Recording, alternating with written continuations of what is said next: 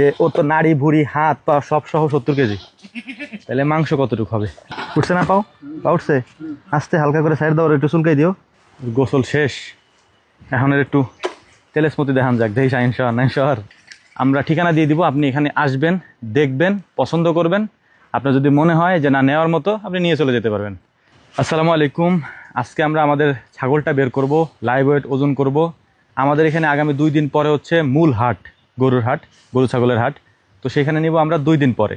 তো আজকে আমরা ওয়েট করে দেখব যে এইটার লাইভ ওয়েট কতটুকু আছে। বিশেষ করে আমাদের এই ছাগলটার কাস্টমার অনেক বেশি, বিশেষ করে অনলাইনে আর কি। তো আপনাদেরকে আজকে জানাবো লাইভ ওয়েট কতটুকু আছে এবং কতটুকু মাংস এর থেকে হতে পারে ইনশাআল্লাহ। আর ছাগলটা তো আপনারা দেখবেন ইনশাআল্লাহ। তো চলেন দেরি না করে বের করে আগে ওইটাকে, তারপরে ওজন দিই। এই যে আমরা মিটারকে এই সিস্টেমে রেডি করছি আর কি। হ্যাঁ, মিটারের উপরে 2টা তক্তা দিয়ে দিছি, এটার উপর দাঁড়া করাবো, এটাকে ম্যানেজ করে নিছি আর কি, একবারে 0-0 করে নিছি। তো আলহামদুলিল্লাহ এই হচ্ছে আমাদের খাসিটা। গতবার ছোট থাকার কারণে আমরা বিক্রি করি নাই, তবে আলহামদুলিল্লাহ এই বছর আমরা সেল দিয়ে দিব। কালারটাও চেঞ্জ হয়ে গেছে পুরাই গত বছরের তুলনায়। এবারে উঠানোর একটা সিস্টেম করি, ধরো সবাই মিলে 0 করা আছে। উঠছে না পাও? পা উঠছে? আস্তে হালকা করে সাইড দাও, একটু চুলকাই দিও, চুলকাই দিও, চুলকাই দিও হালকা একটু।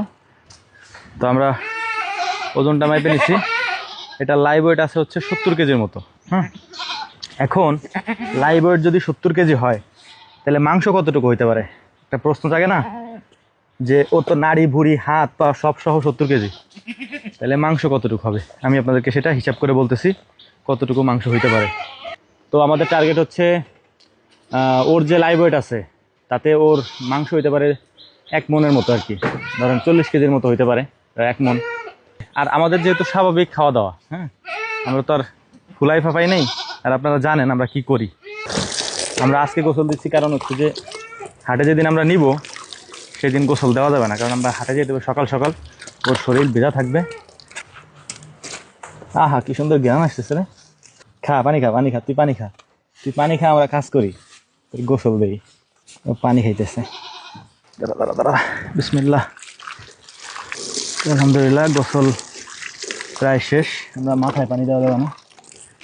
এটা হচ্ছে একেবারে স্বাভাবিকভাবে আছে ছাগল। হ্যাঁ, অতিরিক্ত খাবার না, তারপর অনেক খাওয়াইয়া পেট ফুলাই ফেলা না, স্বাভাবিকভাবে ওরা যেরকম থাকে সেভাবেই আছে। শুধু ছাগল না, আমাদের এখানে গরু, হাঁস, মুরগি যাই বলেন সব কিছু আমরা বিক্রি করার সময় স্বাভাবিক যে প্রক্রিয়া থাকে বা যেরকম থাকে ওইভাবে বিক্রি করি। গোসল মোটামুটি আলহামদুলিল্লাহ শেষ হয়ে গেছে। এখন কিছু বিষয় আপনাদেরকে বলি। আপনারা যারা আমাদের সাথে যোগাযোগ করতে চান ছাগল নেওয়ার ব্যাপারে, গরু নেওয়ার ব্যাপারে,